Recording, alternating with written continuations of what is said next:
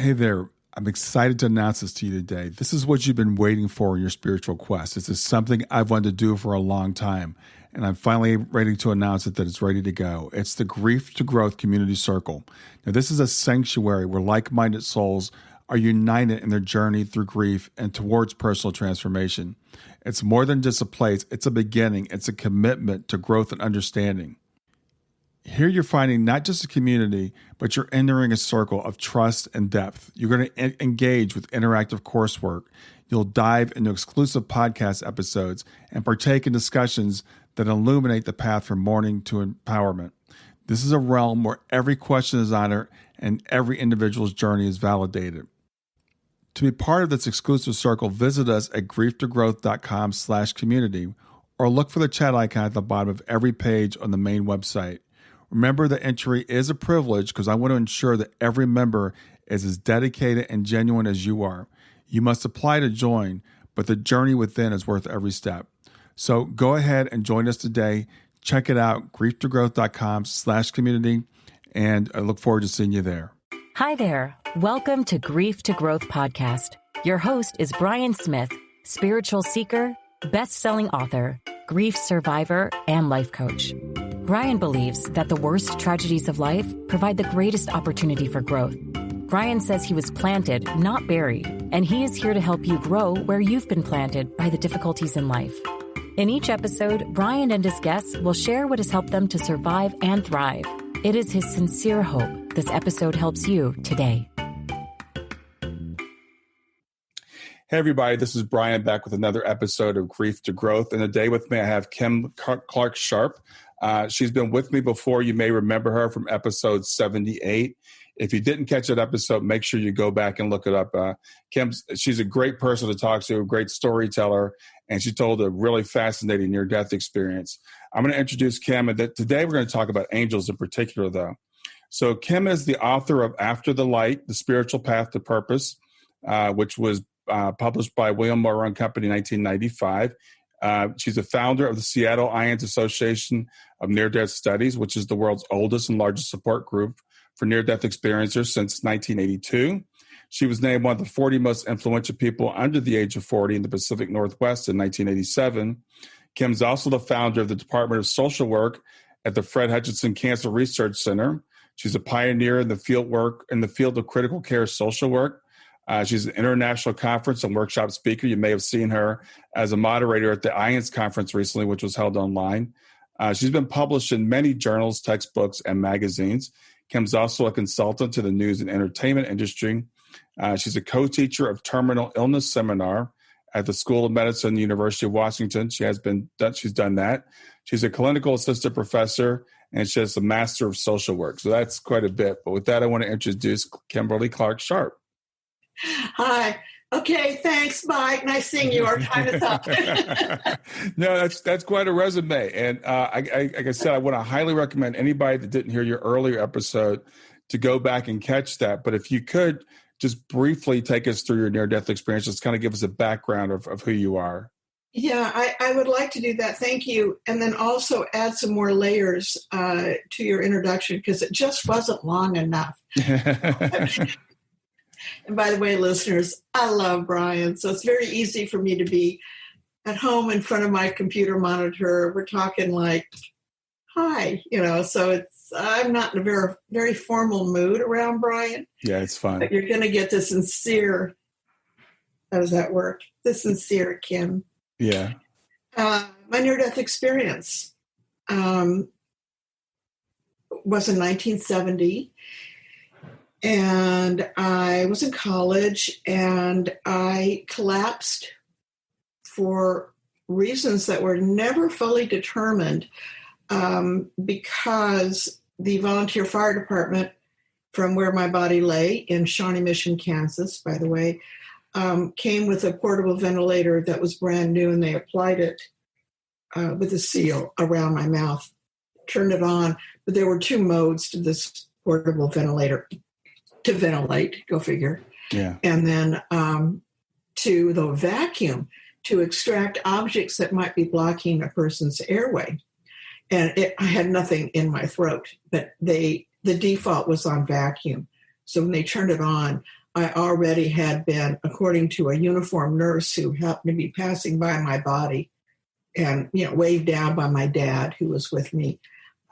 She wasn't getting a pulse. She didn't perceive any breath.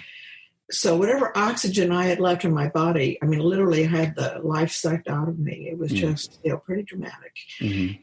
And my resuscitation was long, but I was young and they weren't going to give up. My dad, we were just coming out of the Department of Motor Vehicles. So my dad noted the time that we left and then the time that I was admitted to the emergency room of the local trauma center, which was in Kansas City, which was, a ways from where my body lay. Mm-hmm. And that was an hour and a half. So in that hour and a half, a lot happened. Yeah. Again, I was being resuscitated, though. It wasn't like I woke up in the morgue with a toe tag on. Right. When rigor mortis starts, I don't care what you say. There's no coming back. So I was still alive, mm-hmm. but not breathing on my own, even remotely. But the headlines of my near-death experience was I could hear a woman's voice to my left saying, "I'm not getting a pulse. I'm not getting a pulse." And that turned out to be the uniformed nurse. I talked to her. She ignored me. I thought I could be heard. I couldn't. Mm-hmm. But that's how, quote unquote, real my time in that space felt. Mm-hmm. And then I just gave up and went to another place that I seemed to find or was taken to. I don't know. But I was surrounded by very warm, gray, foggy material. I knew I wasn't alone. I had no anxiety. It felt like the most normal thing in the world. Mm-hmm. And it was as if, I'm in the waiting bay at a gate of the airport. I got my ticket. I'm just waiting for my suction to be called. It was nothing in terms of anxiety. It felt normal. I couldn't see who I was with because of that dark gray fog. But then a light erupted under me and then just enveloped me and everything that I could see, which brings up the point of how could I see anything? My body had my eyeballs in it. Mm-hmm. What was I doing looking at anything? Mm-hmm. I still haven't figured that out. I don't get how that works. But I could see just fine, thank you. And this light, which I call God or my creator or Brian for that matter. It doesn't matter because there are no words and then there's all words. But anyway, I was shown in a linear fashion. This light just went on forever, literally. I was shown that, and then also how this light was simultaneously layering on itself. And I somehow knew that the light that was going out in all directions was linear time as we know it, at least.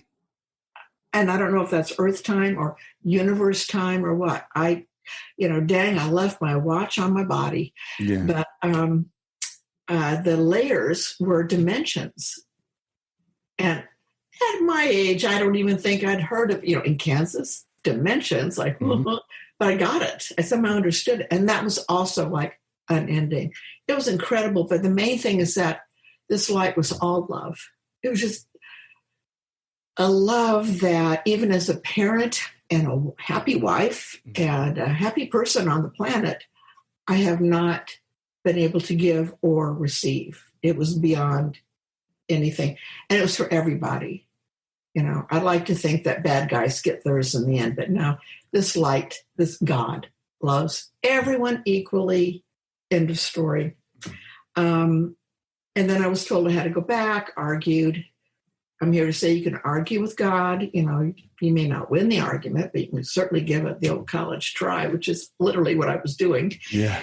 And then I was sent back, and I missed my body by about 3 feet, which ironically is why I flunked that test at the DMV. I couldn't parallel park a car within 3 feet, so they said, come back when you're not sweating in the palm so much. So I thought, here I had the most wonderful experience. And I looked at my body, and I thought, I can't even park myself. But the body that was on the ground was not me, wasn't Kim. My personality, my memories, my attachments even, my sense of self were looking at meat. just nothing there without my spirit. It was just nothing, just biology. And then I saw a man I didn't recognize bend over and put his mouth against mine. Well, that was mouth-to-mouth resuscitation. Mm-hmm. And so that drew me back into my body and through him. Wink, wink. That was interesting. Mm-hmm. Yes, I knew everything about the guy. As you passed through him, going into your body. I passed through him, yeah. My dad called him the Good Samaritan for the rest of my father's life. He really, and if Good Samaritans can swear like a mule skinner or a sailor, he was both. Okay. I mean, according to my father, the air was thick with very naughty words. But I didn't perceive any of that in him. I perceived compassion. Mm-hmm. And here it just been with the greatest love of all. And of course, I'm going to be drawn to it. I think the physical contact helped, the mouth to mouth, but man, it was the love he had for me. I was a stranger, and he loved me. And as I went through him, I loved him too. And then, but then I was trapped in a very bad body situation. When I got to the emergency room, my admitting temperature was 86, which is nice if you're in a pool, swimming around with your kids, but not. It's pretty cold internally. Exactly. And so I begged for God to come back. And besides, I said I'd give you the short version. This is actually the short version of what happened. I'm skipping over things. I know you are. Well, and again, go back to episode 70 if you want to hear the details, which you should. Oh, thank you, dear. It's nice. I sure like you. But anyway, I begged to be brought back to heaven, to homie home. That's what I called it, homie home. Yeah. And so again, skipping over stuff, God fortunately showed up again and said, all right. I'm such a whiner, Brian. They just annoyed God enough. They went, all right, enough. So a window or portal or something opened up to my right. And I was told that if I went through that, I wasn't coming back. That was my border. And so I went, okay, bye. But then I was distracted by a flash of light, and it was the beginning of showing me my future, should I choose to live. And there was a place where mountains met water, which sure wasn't Kansas. Yeah. And then that dissolved, and I was heading into heaven, and which is beautiful, by the way. We'll talk about that another time, but it was so beautiful. And another flash of light just as I was going through this window, and it was people. It was like a portrait gallery of people that I would significantly interact with if I chose to live, and they had captions underneath. And it was nothing glorious, no world leaders or celebrities. It was just, best friend, next door neighbor, colleague, mentor, stuff. I didn't know those people. So back to heaven I'm going. And then there was another flash, and it was me being of service. Something that had never occurred to me in my life, to be honest. I wasn't, I just, didn't think about it. And I said, cool. And it turns out, God's a hippie. Cool means yes. Cool, dude. I was back. And in my opinion, I was back to serve. Because that's when I said cool. And so I've approached my life ever since then as one of service. Yeah. Clearly from your resume, that's what you've done. Yeah. Yeah. I feel like at this time, why am I even alive? Haven't I checked all the boxes? But there's obviously still more work to be done. And I'm joyfully providing what I can. And this show is an example of that. I want to help people. I want to inspire people. I want to comfort people. I want to inform people. I want to love people. And you're doing all that. And like I said, I know your near-death experience. It is fascinating. And you just told a very quick version of it. So people can go back and they can get your book also, I guess, to find out more detail. But today we were going to talk about angels. So is this what triggered you starting to see angels? Stay with us. We'll be right back. Hey there, something I want to tell you about today. My podcast platform, Buzzsprout, has recently made it easier for me to allow you to support me financially. Go to www.grieftogrowth.com/subscribe. That's grief2growth.com/subscribe. And once you're there, you can sign up to support me financially. Now, you can do it for as little as $3 a month, or of course, as much as you'd like. If you do that, you'll get access to bonus episodes, and you'll see those in the regular feed. They'll have a lock on them. But when you become a subscriber, you'll actually get access to your own private feed, and you'll be able to listen to the regular podcast along with the bonus podcast for the subscribers. I want to thank you for listening. I want to thank you for sharing the podcast. And I want to thank those of you who support me financially. Have a great day, and on to the episode.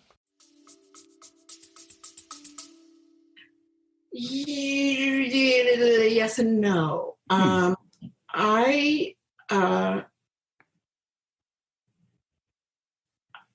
First, you'd think I would be prepared for this broadcast, but I'm an off-the-cuff kind of person, and I'm a feeling kind of person. So I don't have the stuff in the can. Yeah, that's fine. It's from my heart. Yeah. So sorry about the pauses or the fumbling of words. It's fine. Moment. Angels. Can I preface this with something? Sure. I'm actually a grounded person. I mean, I'm from Kansas, grounded. Went to college at Kansas State University in the middle of the state, grounded. Lutheran, grounded. Married a Seattle firefighter, grounded. He's the only fella I ever wanted to marry, and we're still married after decades and decades, grounded. 3 kids, 2 stepkids, 1 birth child, and one baby that didn't make it, which puts me in an odd way in your realm. But grounded. Social worker, grounded. Advanced degree, grounded. Clinical assistant professor at the University of Washington. Taught death and dying for 20 years. All that requires groundedness. All the things I've found it. I have ground underneath my feet. And yet, angels. And I might add negative energy too, scary things, and way too many dead people. So, but angels, how? So yeah, we'll never know what if I had not had a near-death experience, would this have opened up to me? But since my near-death experience, I feel like I walk in 2 worlds, that grounded one, but also one that allows me visions and intuitions and communications that certainly weren't going on before my near-death experience. Okay. But what really set it off for me in my memory was the first time I saw angels with my eyeballs. So you objectively see angels? Yes, I did. Okay. Now it's more subjective, but but many years went by of visualizing, eyes on, eyes up here, buddy. I mean, it's like, and I also have to say that when I have ever seen an angel, I stop on a dime. We're talking angels here, for lack of a better word.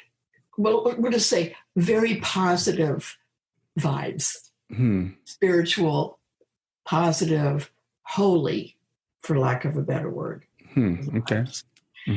And I cannot, to this day, perceive of an angel without pretty much collapsing on the floor, shaking like a leaf, because there's a power that comes with these beings as well that humbles me to the point of utter dysfunction. And fortunately, I've never been in a situation where I was going to endanger myself or others, except for maybe one time when I saw an angel. But I can't, I'm stupefied.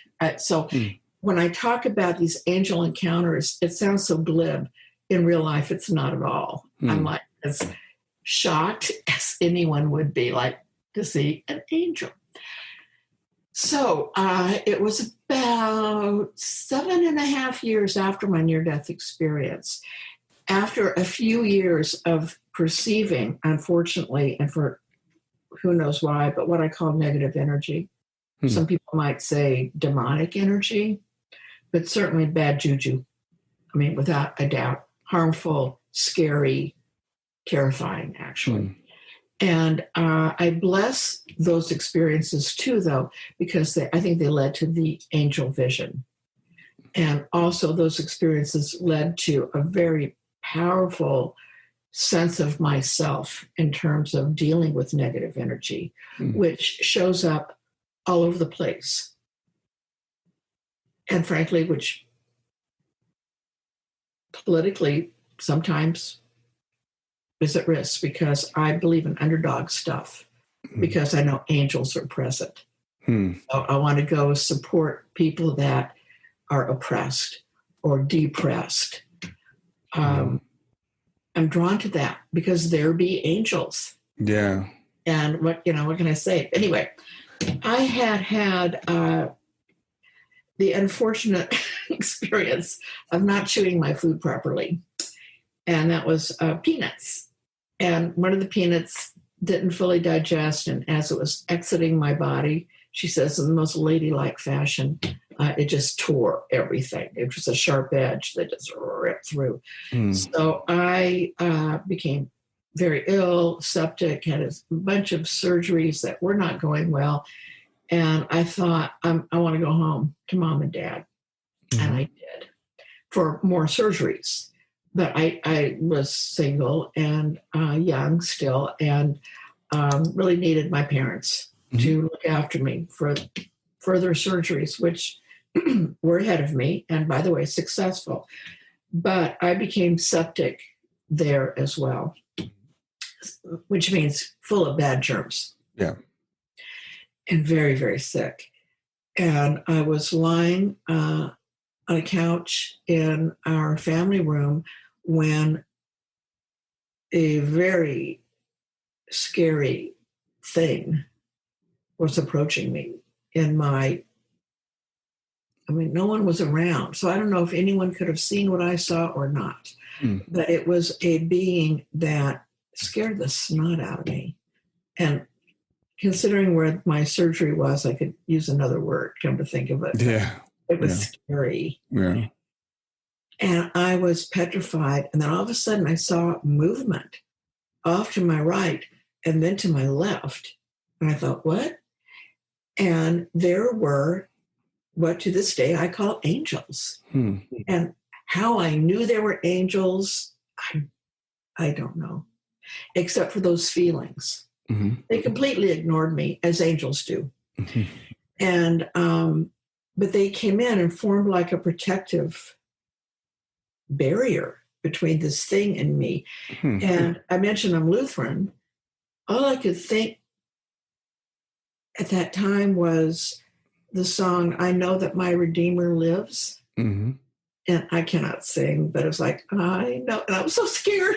I know that my Redeemer lives. I would just, that's all I could think of. And this being shrunk from it. And these angels, for lack of a better word, were empowered by it. And I watched the whole thing. So then I got stronger about it. I know that my Redeemer lives. And it just seemed to, it was like a prayer in my heart. Yeah. Not just a hymn. Yeah. It was a prayer. And God heard my prayer. And because I guess maybe because I could perceive this thing, I was also going to perceive the things that were going to protect me from the thing. How's that for a good vocabulary? The thing and the things. Yeah. The angels, they were just making an introduction in my life. I have a cheat sheet because I don't want to forget any of my experiences. So here's my cheat sheet. Yeah. Yeah. I knocked off a bunch of my stories before the broadcast. So how did this negative being appear? Was it demonic? Was it humanoid, or what was it like? Humanoid. I'd seen it before. Okay. So had others. In this case, I live a graced life, Brian, and that my weird experiences are often with others. So I get some validation going. They're not internal. Sometimes they are, sometimes not.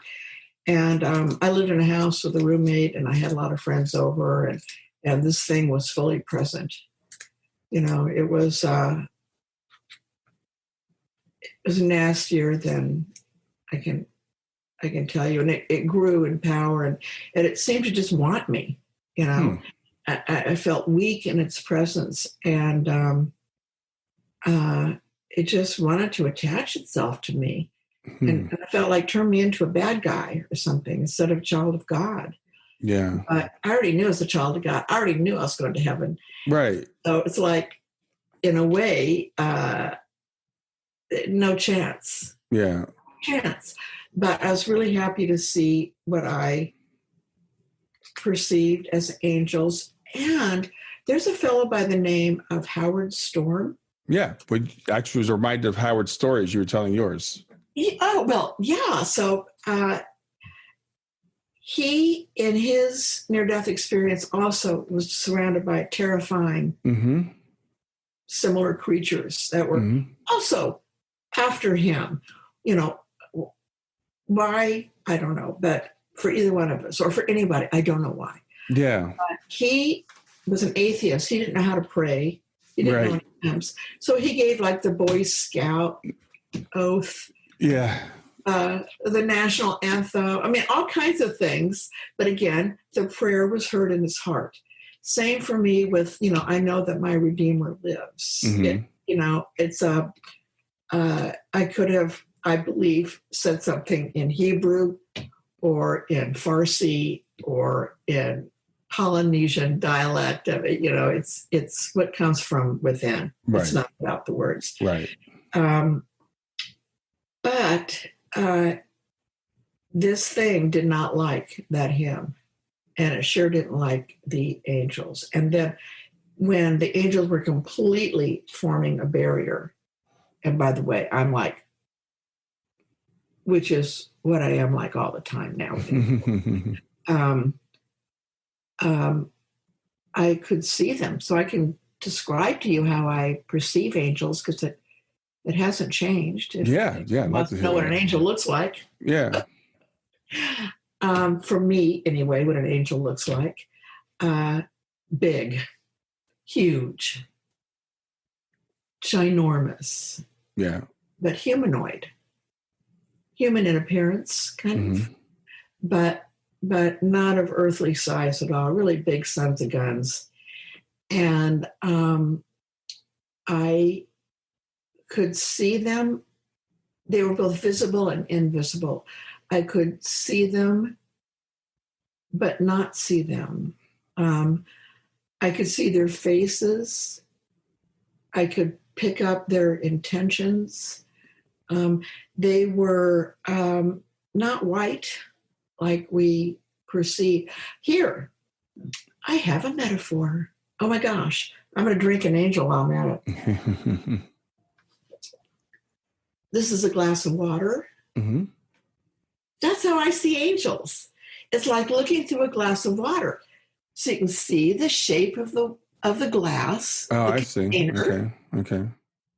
It's distorted, but you can see through it. So if this glass were an angel, that's what an angel would look like. So they're translucent, kind of like transparent, wobbly, a lot of motion. Yeah.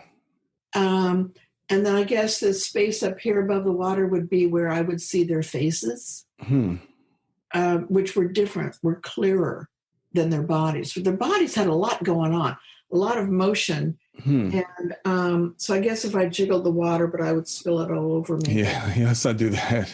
And there was a place behind them were those wings. They looked like wings that were tucked in, but I never saw the bird take off, So I don't know how much of my culture, American culture, middle-class culture, Lutheran culture, college, all those things that make up our perceptions. I don't know the influence on me. Yeah. So, were those wings, or was it just all of the motion that I was seeing? And I don't know. Yeah. But they looked in their faces. I'm making this point because I've encountered many other angels that had different faces and different intentions, by the way. But their faces were one of resolve, like calm resolve. And again, absolutely no notice of me whatsoever. It's like they were on a job. They were just on the job. So they were just there to protect you. So no communication with you? Okay. Nope. I might as well have not been in the room. Absolutely none. It was like I was just part of the job. That thing was part of the job. I'm not even sure I was part of the job. Yeah. But they were there to protect me. And of course, I have jumped the gun many times since then, thinking of people who were protected maybe by this little band of angels. It wasn't little, it was pretty big. And then why are some people protected and others not? And, I can go cray-cray. So I try not to intellectualize it and just accept it for what it is, with gratitude, I might add. Stay with us. We'll be right back. Hi there. I'm really excited to tell you about my latest ebook. It's 4 lessons that you can learn from the near-death experience without going through all the trouble of dying to learn them. I've been studying NDEs for several years now. I am completely convinced that not only are they 100% real, but that there's some very universal wisdom that we can get from the near-death experience. And I've distilled that down in this book into 4 short lessons. And I've also given you all the reasons why I believe that NDEs are absolutely real. So go to www.griefToGrowth.com/NDE lessons to pick it up for free. www.grief2growth.com/NDE lessons. I hope you enjoy it. We'll get back to Grief to Growth in just a few seconds. Did you know that Brian is an author and a life coach? If you're grieving or know someone who is grieving, his book, Grief to Growth, is a best-selling, easy-to-read book that might help you or someone you know. People work with Brian as a life coach to break through barriers and live their best lives.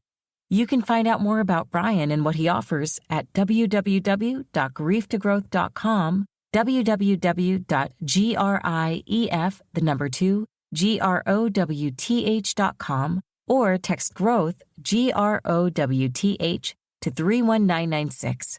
If you'd like to support this podcast, visit www.patreon.com/grieftogrowth, www.patreon.com/GRIEF2GROWTH to make a financial contribution. And now back to Grief to Growth. Yeah. So that's when the angels first came into my awareness.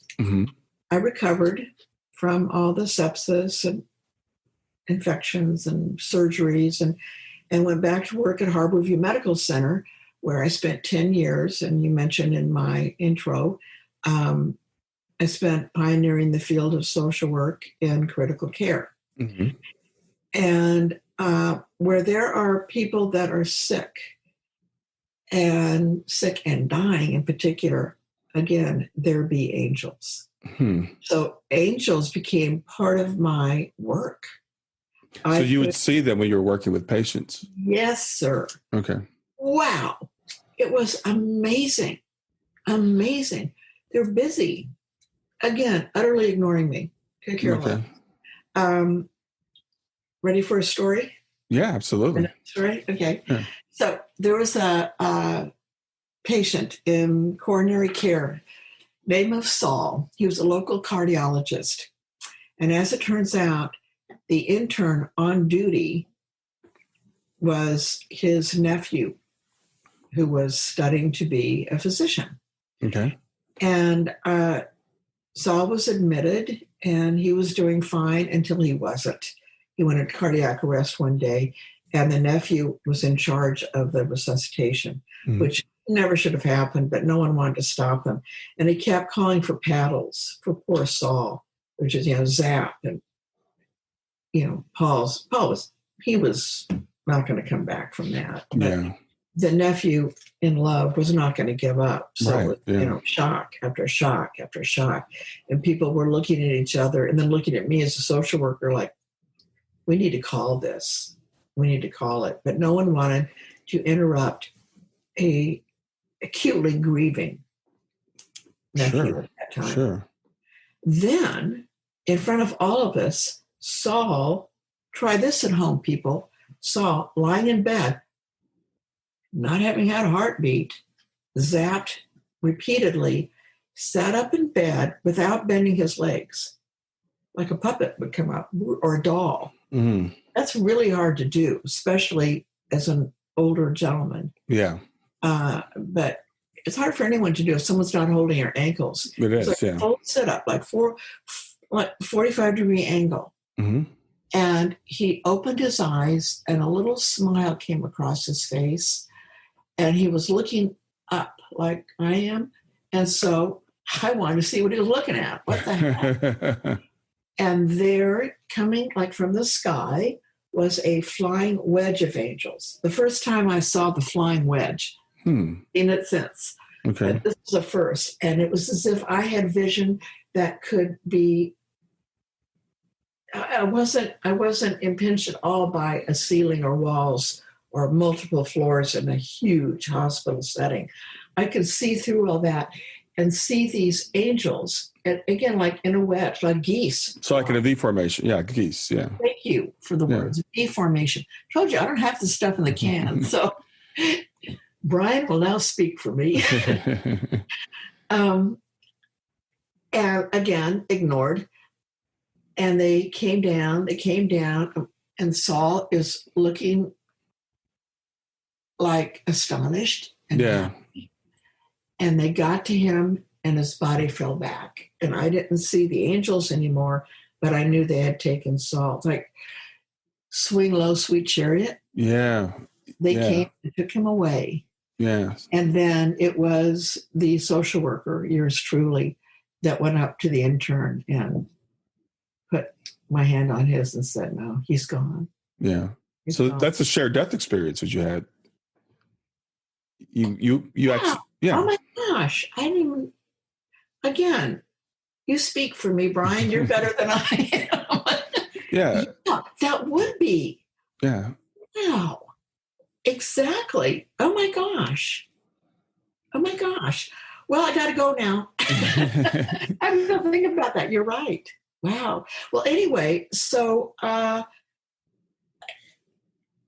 the angels again that I see at this time were everywhere. They were all over the hospital. Again, very big, transparent, sometimes hovering, sometimes bedside. I have an example to belie all of that coming up in my head, but and again, always ignoring me. I saw angels in traffic. And I want to tell that story. I saw angels in libraries, at music events. Wow. All kinds of music. It didn't matter if it was hard rock or gospel. What are they doing at music events? Just hanging out or? Hanging out. Okay. Yeah, I guess. I'd never interviewed an angel. So what are you doing here didn't happen. But I have seen angels hanging out. Thank you for the reminder. I was at the University of Washington Medical Center once. It was a medical fair for the community annual event. And I was volunteering in the medical social work booth. And, talking to people, a lot of good energy and all that. We were in a huge atrium-like room. So by atrium, I mean, it just went up in the kind of a glass ceiling, but very tall, no floors above it. And I'm just, hanging around when all of a sudden, bonk, there were angels. And again, shocking, they were hovering, not above me, but kind of like above the whole scene. And when I see angels also, it appears they have robes on. Okay. They're not nakedy. Okay. They're robed, or they have garments of some kind. Yeah. But if I had walked over, I could have looked up their robes. It was like that. So they were above my height. Okay. They're above all the humans. No one was that tall in that big room. And they were like having a cocktail hour. They were totally on break. And I got that. And I talk about hanging around. They were just like, kind of having a downtime. And they So were when you say hovering, you mean they weren't like flying with their wings. They were just kind of hovering. Yeah. Yeah. A clutch of them. Maybe 6 or 7, somewhere in there. And so you've never skirts. Yeah, but you didn't perceive any communication amongst them, or? Yeah, I did. But again, intuited it. It wasn't verbal at all. Right. But I just got the sense that they were on break. Okay. Everything's energy. And since my near-death experience, I've become sensitive to energy. Makes for pretty good social work practice because I can read people. Yeah. And so I can, I guess, read angels too. And they were totally on a break. So I was like, So I thought, okay, I need some reality here. So I turned and there was a fellow lighting a pipe. And then the booth next to the social work booth was the American Lung Association. And those people behind the booth, like, really came down hard on this guy trying to light a pipe. And so I thought, okay, I'll look at the pipe. I'll look at this drama. Ooh, they're so mad. Oh, I don't blame him. What's he thinking with the pipe? All this stuff going. Yeah. Really trying to distract myself. And then I look up again to see the angels are still there. It's like, they didn't go anywhere. So before, when I saw angels, I didn't take my eyes off of them. This time I did. And when I returned my attention to them, they were still there, just hanging out. A PS on that story, the book After the Light became a popular book. I hope it still is. I still get royalty checks. Yeah. By the way, I write exactly like I talk. So if you ever read the book, I'll be in your head if you listen to this podcast. So it turns out, flash forward many years later, and I'm approached by a physician who said, I read your book. I was actually in the Himalayas trying to get to Mount Everest. I don't think he ever did, but he brought that book to Nepal and he was reading it and he said, I'm the person that tried to light the pipe. Oh, wow. Yeah. He went into shock. He's in the Himalayas. I'm still in Seattle. Yeah. And it was just a shock. And he said that he thought the angels might have been there for he and his brother because later that day, his brother died in that hospital. Isn't that interesting? And that's why he was there. He wasn't trying to attend the fair. He was just getting away from it all. And so it makes you wonder if they were there waiting for his brother. Yeah. Again, I've never interviewed an angel. Yeah. If they were just maybe waiting until they get into the wedge shape, they go get them. But it was incredible meeting that person who was, years later, who was lighting the pipe and could fill in some of the angel story. Yeah. You said you've seen them in traffic also? Oh, yeah. Can I tell you my favorite story? I keep asking your permission, like you're going to say no. No, we don't want to hear. Have I not told you this story? I haven't heard it, no. High five angel? No. Oh, my gosh. Okay. Brian and able listeners, just go with me on this ride. Okay. So, Harborview Medical Center, where I was working and seeing all the angels in the hospital and thereabouts, as I've already shared, is on a big cliff that it's called Harborview because it looks over downtown Seattle to this day and Puget Sound and then the Olympic Mountains. And interrupting, though, between the hospital on this elevation and downtown is Interstate 5. Okay. I-5. And it's the only north-south corridor between Vancouver and Mexico. So it holds a lot of traffic in all the states. But in rush hour in Seattle, Seattle's an hourglass shape city. We've got water and mountains. There's, no way to spread out. So things below Harborview on I-5 were very compressed because not only were everybody getting off work at about the same time would hit the same spot. Here's the bottom line, a lot of traffic. So I was in this traffic looking at southbound, looking at to the horizon brake lights. There's at that time 3 lanes, and I was in the far right lane, and I thought, I'm never getting home. It was a traffic jam. It was a parking lot beyond a traffic jam. So I'm sitting there like everyone else, just waiting for traffic to break up. And all of a sudden, to my left, I'm hearing it's honk, honk, honk, and a guy swearing, sticking his head out. This is road rage. But we didn't have that term yet. Yeah. But he was honking and swearing at people as if his honks and language was going to move his lane of traffic. Exactly. Yeah, because it always says come that. On, dude. Anyway, so, and I'm not a swearing woman. And if you hear me swear, I really, really mean it, by the way. But it was just like, oh, come on. So I'm going to have to do body language. Now I'm going to back up from the camera so you can see what I'm doing. So I'm in the car, okay? By myself. I turn to give this driver the stink eye, which is what I learned from my mama and grandma. So I was giving him the stink eye, except that between my stink eye and the driver was an angel. Again, huge, so big. And this was a 2-seater sports car this guy was in. So he was still honking and swearing, and the angel next to him was actually, as if physically contained, was scrunched down because he was so big.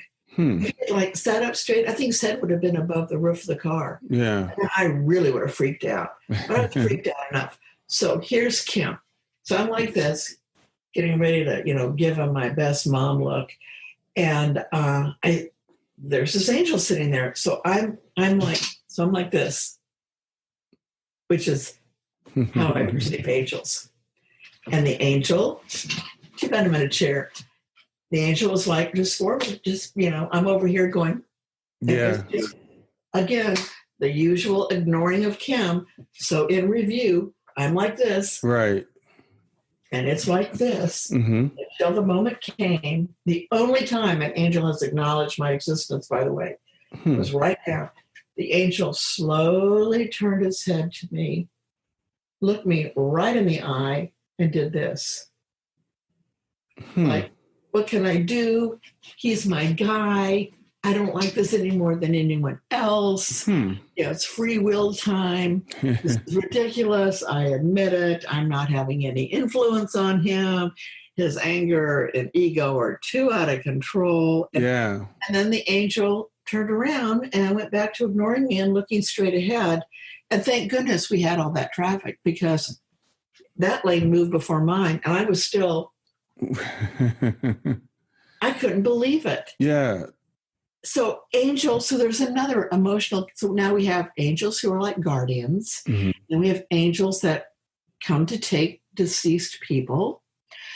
We have angels that hang around waiting for things. We have angels at concerts and in libraries, and now we have angels on I-5. So do you think that maybe like a spirit guide? I mean, is that different, or do you know?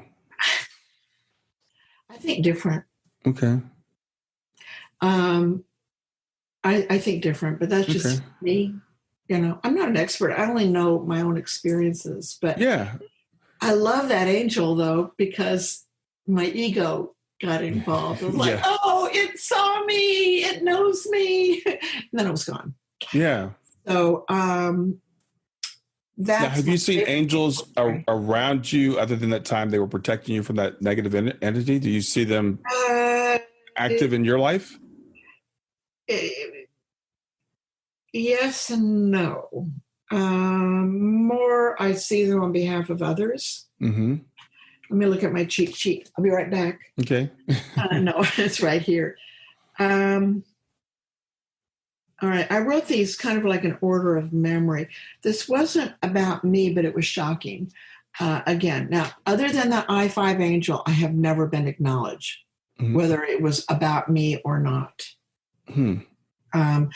But I was with a fellow in a terrible storm on the Washington coast, and we were in trouble. We needed some help.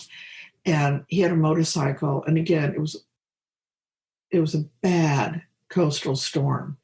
And he was going to go get help on his motorcycle and didn't want me on the motorcycle because we didn't know what the roads were like, if trees were down or whatever. And so he was leaving me in this storm on the Washington State Peninsula, which is a wilderness area. I was like, oh my gosh, he's going to die. I'm going to die. We're all going to die. And then I saw he was bent over as he let, broom, broom. He gets the motorcycle started, and he starts to go, and he's hunkered down because of the wind and the rain. And hunkered down behind him is an angel. Again, a big angel, but in the same position as if, the rain and wind, that he needed protection from it. But I don't know about genders and angels, but I have perceived male energy, female energy, and just neutral, genderless energy. Okay. So when I say him or her in my stories, I kind of get an idea of the energy. So this seemed to have male energy. But anyway, completely holding my friend, bent down. I could see the rain hitting my friend. But when it got to the angel, it went right through. I could see rain going right through its body. And that was a first. Also, like, wow, they're impervious to weather. Isn't that interesting? Yeah. And I knew then, though, everything was going to be okay. And that angel would be, I would say, a protective angel. Was there one around me? Not that I saw. Yeah. But I did see this, and it brought me great comfort. And it was okay. He came back with help. We got out of there, done deal, at a story, made for a great story.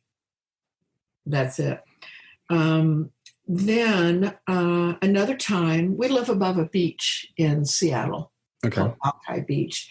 And once, just on the beach, I saw a guy going along and just kind of kicking rocks and just, beach walk, strolling. But he was strolling with an angel. And that was a shock because it's just a day. This wasn't a hospital or a music venue or a school. It was just a beach walk.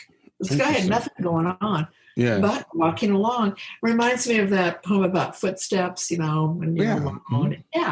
We're never alone. Here's my bottom line. In my experience, we are never, ever alone on this earth. We are surrounded by what I've come to call invisibilities. And that's my term for the whole collection of stuff that I'm talking about, which includes angels. But and they have jobs. So then another time in my own house,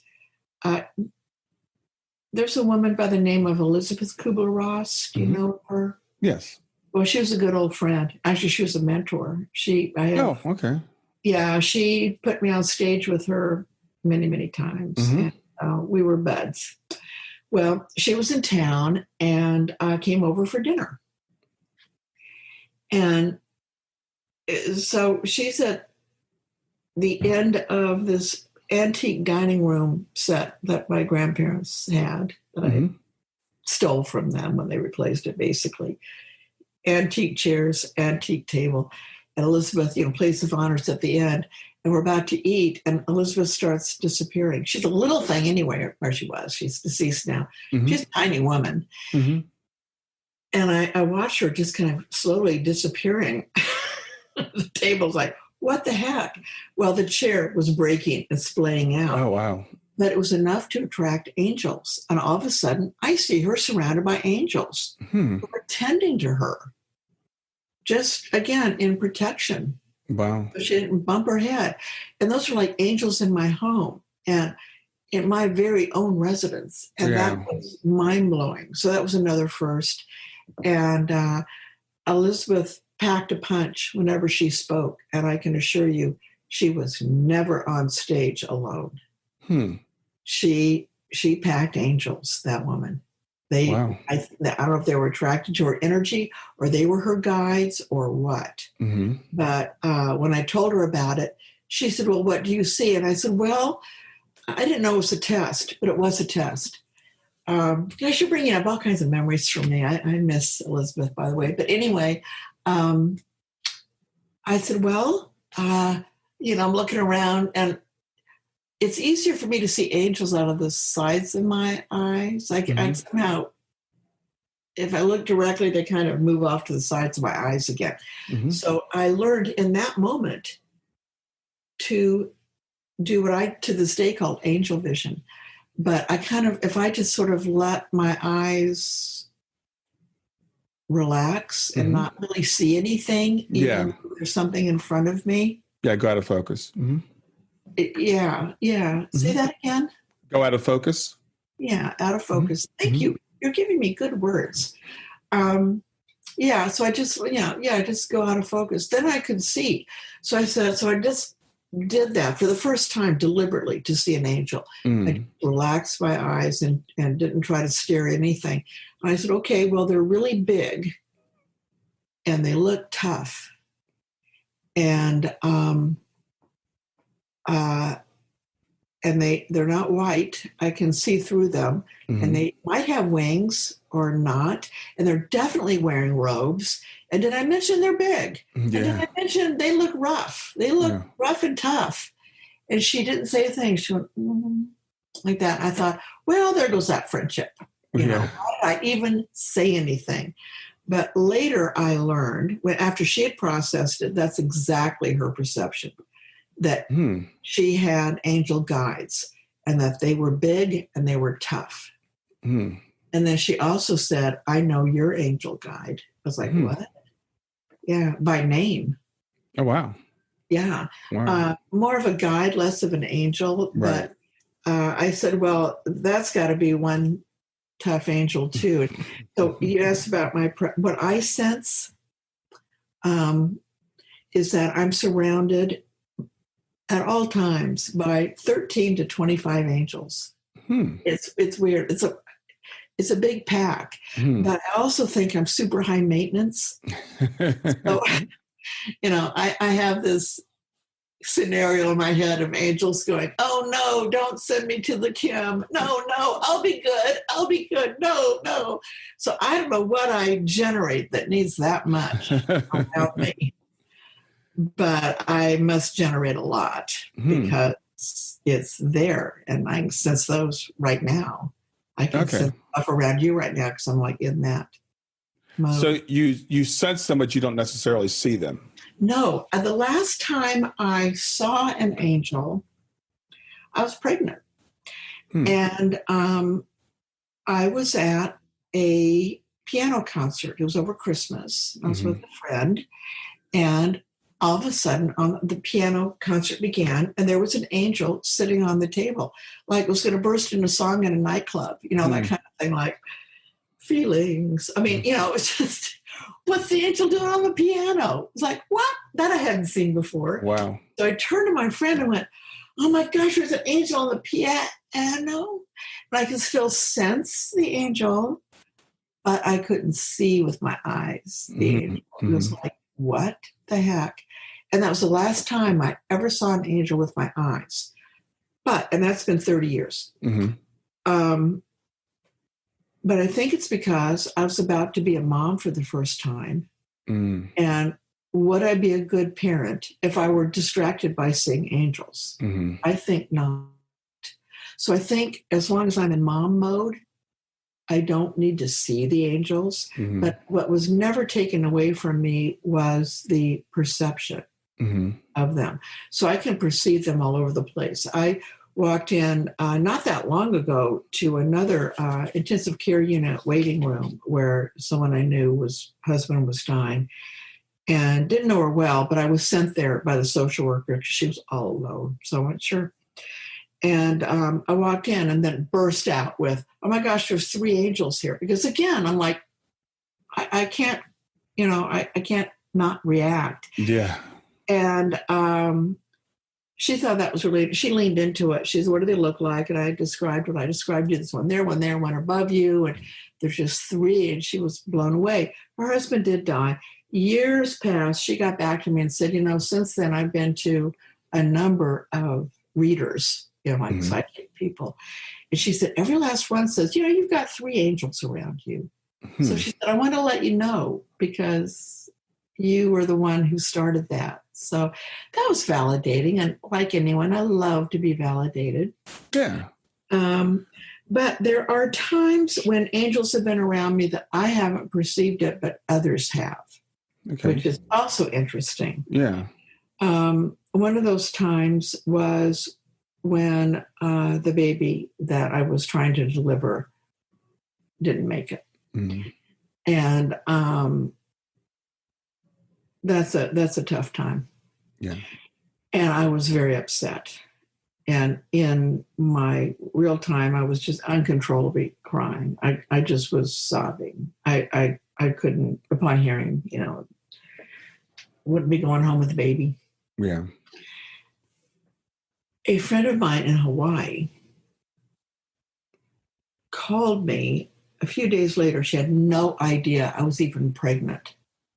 We just said, this is before cell phones and FaceTime, and Zoom calls and all that. Yeah. And she called me and she said, I had a vision and I've decided to share it with you, even though you're not going to believe me. It's really crazy. But in her vision, she saw me in utter blackness, just completely dark. And I was pretty much prostrate. I was on my knees, bent over and crying really hard. Mm-hmm. And she didn't know why. She just saw that I was very upset in the dark. Mm-hmm. And she said, floating down really slowly, one by one, were, she said, definitely like females, but they were angels. Mm-hmm. They were like maternal in their vibes, so to speak. And they were floating down with little night lights. And they kept floating down, and they had wings. And they kept floating down and floating down with these soft lights until I was completely buried in them. And there was just a soft glow coming through their bodies and their wings, she said. She said, what the heck's going on? And then I told her, and then she went into shock. Oh, wow. So it was one time I had no possible way of I had no idea. Yeah. And then another time when also I was really upset over a loss. Someone else perceived angels around me. My loss was my own health and breast cancer.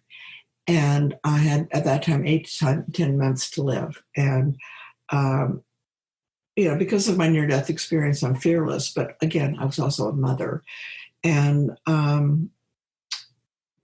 someone else mailed me, again, someone who did not know I had breast cancer, but wrote me a letter with a diagram of angels she saw around me. But she said, it's a funny thing, I couldn't get anything below your chest in the sketch. Something would stop my hand.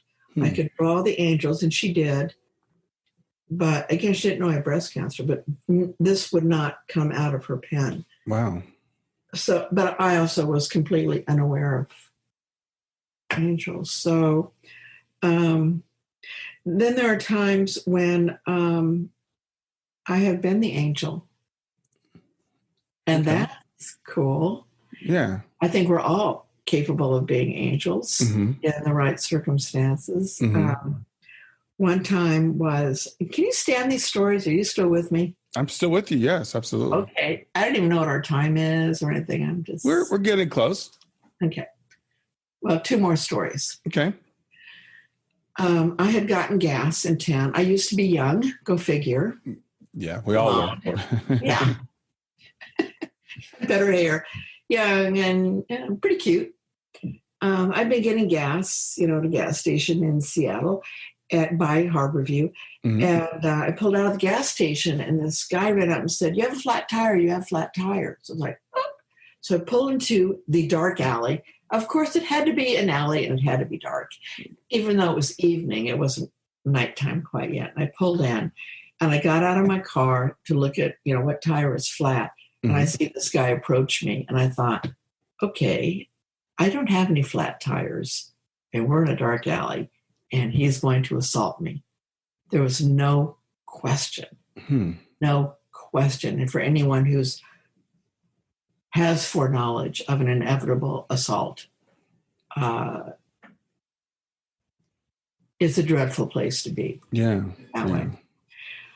And all of a sudden, something came over me where I felt like I was the angel. And as he approached me with the worst intents, I just felt like I became an angel. And I loved him, and I began to speak to him. Oh, I wow. said, God loves you so much. I just kept saying that. God loves you so much. And I was filled with love, and I loved him. And he got the full blast of that angelic feeling of love. And he stopped in his tracks. And I had the sense that he had not felt loved in a long time, if ever. Wow. It was something so new and so good for him. Wow. He just stopped. And so then I just opened my car door, got in and drove off and left him there like this, like I'm used to being. Wow. But back to God loves everybody. I have a funny story if we have time. Another time I felt like an angel. It was in Las Vegas. Actually, with Elizabeth Kubler-Ross, back to that. Okay. I told you she brought me on stage a lot. So she was there for a big convention, and I was her opening act, so to speak. But my husband was off teaching her how to gamble. And I went into the restroom, and there was a woman on the floor, a hot mess. I would say she was a woman of the night, if I may, just, and miserable and crying, all crumpled up on this bathroom floor. And I responded to her. And by the way, I was wearing all white, and I had this gold and white shiny shawl. Oh, wow. So that I kind of probably looked like an angel. And I bent over her and asked if I could help. And she looked up and said, "Are you an angel?" And I said, "Yes." Wow. Because in that moment I was. Yeah. And she needed to get the heck out of Dodge. And she wanted to go home. She lived in Tennessee. She said, "I'm in trouble here. And I can't even leave this restroom without being watched." And she was in trouble. So I left with her, got her to the train station. So I wasn't going to give her money. That would not have been in her pocket for very long. And saw that she was safely on the train and waved goodbye. And she, I'm sure, is off telling everyone that she had an angel encounter. Yeah. She did. It was me. Well, an angel's a messenger from God. So, yeah, we're right. There you go. Yeah, we could all... See, again, good words, Brian. You're just doing it for me today. We could all be angels in a certain respect. So I want to ask you... I got to say one more thing. I have a lot of patients who also thought I was an angel because my hair wants to go Farrah Fawcett. This is how my hair goes. Shorter, it's, Farrah Fawcett had these angel wing hairdos. And in my hospital whites and my blonde angel hair, leaning over a patient with the lights behind me. Many times I was asked if I was an angel. Interesting. But except for that one time in the bathroom, and then the other time with the guy, I would just say, "No, I'm your social worker." Yeah. Well, I want to ask you a couple more questions. One is, how do you use your angel experiences to help people that are in grief? Oh, well, I think I've already done it here, even. Just telling stories and assuring people that we are not alone. We may not be able to perceive anything, but there is not a human being on this planet that is unattended. And that whatever the course of life is, what we have contracted, whatever your philosophy is about why we are born. And it just brought up another children's angel story in my head. I have so many stories, Brian. But anyway, that we are guided, we are protected. Sometimes, though, this is what I'm sharing you what I tell people. Yeah. But sometimes there are some angels, their job is to stick their angel foot out and trip us. so that we can learn to get up, hopefully, Mm-hmm. on our own. So angels have functions. I don't believe in praying to an angel. If people say, can I talk to my angels? My advice is no. Talk to God. Mm. And God will provide what you need in your life in terms of your awarenesses and your sensitivities and your comfort. And I don't know why I say that. I just kind of... Well, I think that's an interesting point you bring. Because some people do deify angels, and I hear people, especially people talk about the archangels, Michael and Gabriel and stuff like that. And I think the people do tend to maybe pray to these beings. So that's an interesting point. I like to leave it up to what I call God. Yeah. Because there's other invisibilities too. There are deceased loved ones. That's a whole other show, Brian. Yeah. I wanted to ask you about that. We'll have to do another episode because I want to talk to you about that. So there's all kinds of ways to provide comfort, and because of that groundedness that I reintroduce myself with, I can come across as authentic if I choose to, and grounded. Yeah, being grounded is overrated because the idea of being grounded, it's like there's grounded and then there's woo-woo, and that's just not the case. It's just these realms you're talking about are an extension of the realm that we all live in that most of us can't perceive most of the time, but it's very, very real. It's a vision too, it's some people can see things. Yes. That other people can't all the time. An artist can see the art before it's completed, for instance. A meteorologist can read the weather. Yeah. We're perceiving things all the time at such a rapid rate. So why not invisibilities? Yeah. Well, and they're invisible to our normal vision. So, we can only see a very small percentage of the light spectrum anyway. A very small percentage. So it's quite possible that they're just operating in a frequency that we can't perceive with our normal eyes. Yeah. Oh my gosh, you're good. Yes, yeah. Absolutely. Absolutely. Also, I think that we entertain angels as well. I think it's possible to crack an angel up. I can't tell you why I think so, but I think there is loving humor involved too. Like, I don't know. I just know they're all around us. They seem to have different jobs. In my perception, they're big, but I have a stepdaughter who in middle school was with her birth mom. Rest in peace. But she was had a big fight with her mom and run upstairs to her bedroom. And she said that she looked at her bedroom window on the second floor, and there was this huge angel looking in the window, standing on the ground. She freaked out. But then the room was filled with like little angel babies that she said like little cherubs. And the room got filled, and she was so at peace. All the anger and frustration that she'd had with this big fight with her mom, again, junior high age female, do math, a lot of drama, a lot of feelings and all that. It just completely went away. She was calm and felt loved. She grew up to go to the Marine Corps. She's had 3 deployments, 2 to Iraq, 1 to Afghanistan. She knows she's surrounded by angels. Yeah. So here's now someone who grew up to be a tough Marine and yet knew because of that experience in junior high that there were angels around her. And although she hasn't perceived them, of course, she's never forgotten it. Yeah. It's helped her on a battlefield 3 times. Fallujah was one of them. Wow. That was a huge Marine battle in Iraq. So, it's just comforting. So that's to answer your question in a very roundabout way. I just tell people stories, and they believe me or they don't. It matters not, but it does bring comfort.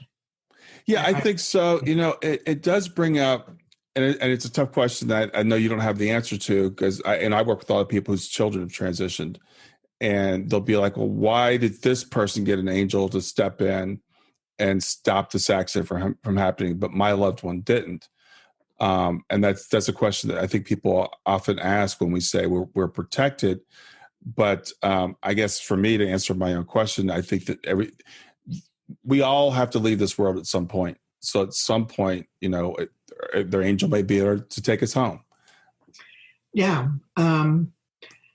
At the recent virtual conference for the International Association for Near-Death Studies was a keynote speaker by the name of Anita Morjani. Mm. And she talks about exit points. That's one thing she learned in her near-death experience. We go through life. We can exit here, exit there. And we're making unconscious decisions sometimes. Yeah. About, well, we're going to exit or we're going to keep on the highway. But I'm reminded of another angel story. I could just build a little campfire and keep you here all night. There you go. And I wouldn't mind. But speaking of car accidents, this was an adult in a terrible car accident in a place called Bellevue, Washington, which is east of our city. And this made the papers because it was a 7-car pileup. Wow. And all but 2 people died. So mass casualties, big response, big headlines in the paper. Well, this guy finds his way to the Seattle International Association for Near-Death Studies, Seattle IANDS, which I lead, and said that he shared his story. We all remember the incident, but he said that while he was injured, but while he was in his crunched up car, he could look out and he saw tubes of light going to infinity coming out of every single vehicle, but his car and another car that had a woman in it. Mm-hmm. And within those columns of light were angels taking people out and up through this tube of light to someplace up there. And it turns out they were the only survivors of the accident. They both lived. That's extremely comforting, and I think that's something that everybody can take with that we're never alone, as you said. And for people whose loved ones may have transitioned, that we wonder, okay, did they die alone? Were they okay? Were they comfortable? Were they comforted? Were they scared? I think that answers all those questions. Yeah, I would say on a spiritual level, not at all. Yeah, they were comforted. So were the bereaved. But in her bereavement, like me bent over crying, when a woman in Hawaii was having a vision of, these maternal kind of angels floating around and enveloping me with light,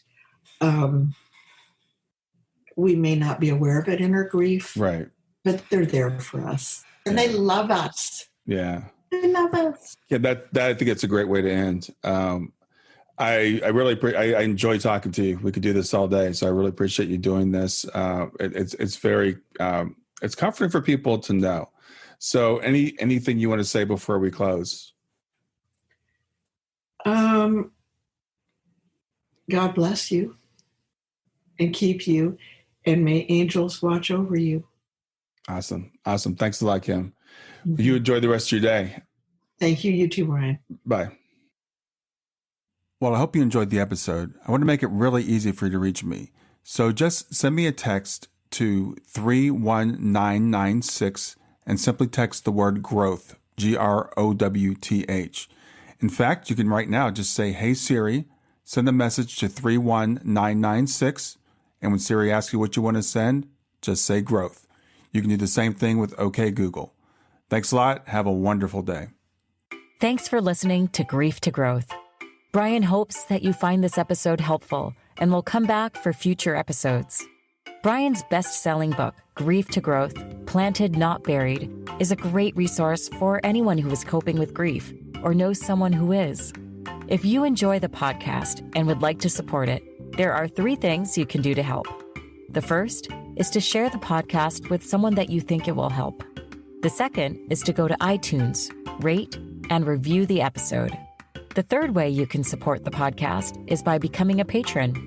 Head over to www.patreon.com/grief2growth. That's patreon.com/grief, the number 2, growth, and sign up to make a small monthly donation. Patrons get access to exclusive bonus content and knowledge that you are helping to spread the message of Grief to Growth. For more about Brian and Grief to Growth, visit www.grieftogrowth.com. Hi there. I hope you enjoyed this latest episode of the podcast, and I'd love to hear your thoughts. What questions came up for you? What did you like about it? What didn't you like about it? I invite you to visit us at grieftogrowth.circle.so. That's growth2growth.circle.so to continue the conversation with me and with other listeners. It's a space to sound off, to share reactions, and to go deeper into the topics from the show. I look forward to chatting more, and I hope to see you there.